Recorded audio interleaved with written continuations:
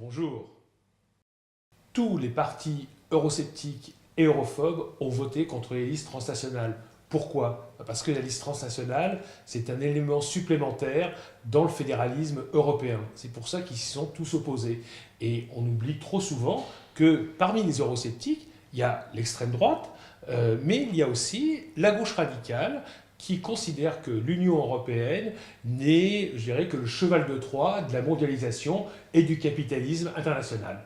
Donc, logique que les communistes et la gauche radicale s'opposent à ces listes transnationales. Il est difficile de revenir sur un acquis démocratique. Or, le système des Spitzenkandidaten, ce qui veut dire en allemand en fait le système des têtes de liste, c'est-à-dire qu'on choisit comme président de la Commission européenne la tête de la liste qui sera arrivée en tête aux élections européennes. C'est un système qui a été imposé par le Parlement européen en 2014 et on voit mal comment les chefs d'État et de gouvernement pourraient récupérer ce pouvoir de nomination qu'ils avaient avant 2014. Je veux dire qu'une fois qu'on est dans un système comme celui-là, on ne peut pas revenir en arrière. Alors c'est vrai, Emmanuel Macron a raison quand il fait remarquer que vu le rapport de force politique actuel en Europe, eh bien, c'est donner la présidence de la Commission quasiment pour l'éternité à la droite européenne. Parce que le PPE, les conservateurs européens, aujourd'hui, dominent de la tête et des épaules l'Union européenne. Les citoyens européens sont aujourd'hui massivement de droite. Et donc, on a un risque d'avoir un président de la Commission européenne de droite pour très longtemps. L'Union européenne n'a quasiment aucune compétence dans le domaine de la défense. Et donc, la question de l'accueil de bases militaires sur un territoire d'un État membre ne relève pas, mais absolument pas, de l'Union européenne.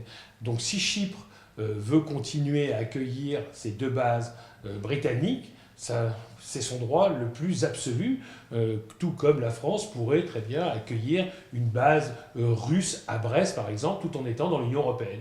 Voilà, donc, à mon avis, il ne se passera strictement rien concernant ces deux bases situées à Chypre.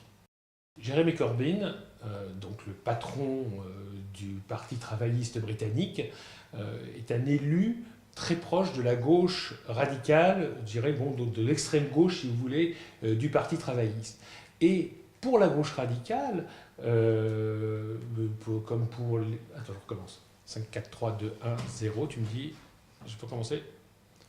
T'attends. Voilà. Jeremy Corbyn est le président du Parti travailliste britannique et est représentatif de la partie gauche du Parti travailliste.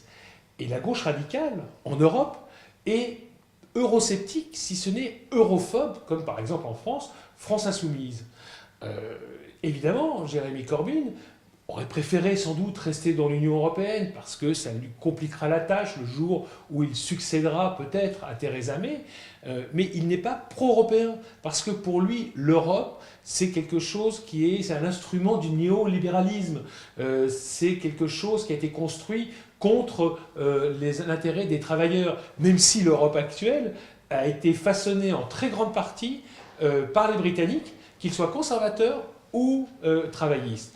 Donc Jeremy Corbyn ne se bat pas contre le Brexit, il n'a pas fait campagne contre le Brexit, et c'est ce qui explique, à mon sens, la victoire des Brexiteurs, c'est-à-dire en réalité de la droite et de l'extrême droite, soutenus en sous-main par la gauche radicale travailliste. L'Union européenne est une union d'États. Ce n'est pas une union de peuples. Est-ce que vous avez vu des grandes manifestations à travers l'Europe pour défendre l'idée européenne, pour exiger davantage de fédéralisme européen? On va défendre son pays, on ne va pas défendre l'Union européenne. En 1950, quand on a lancé la construction communautaire, c'est une petite élite étatique qui a décidé de bâtir l'Europe sans consulter les peuples. Parce que si on avait consulté les peuples en 1950, 5 ans après la fin de la Seconde Guerre mondiale, vous imaginez sans difficulté quelle aurait été leur réponse. Et c'est toujours resté depuis une union d'États. Ceux qui contrôlent l'Union européenne, ce sont les États. Donc, cette vision, pour l'instant, est indépassable. Tant qu'il n'y aura pas de mouvement populaire ou citoyen pour s'emparer de la chose européenne, l'Europe restera aux mains des États. Et le poids des États, le poids relatif des États, est déterminant. Croire que la France peut peser du même poids que la Lituanie, c'est une erreur. Je veux dire, les intérêts de la France, les intérêts de l'Italie, les intérêts de l'Allemagne pèsent davantage que les intérêts de l'Irlande ou les intérêts de la Slovénie. Même si il faut évidemment que ni les Slovènes, ni les Irlandais, ni les Lituaniens ne se fassent humilier lorsqu'on trouve un compromis européen. Mais le poids des grands États reste déterminant et dans l'Europe telle qu'elle est, doit rester déterminant. À la semaine prochaine et paf!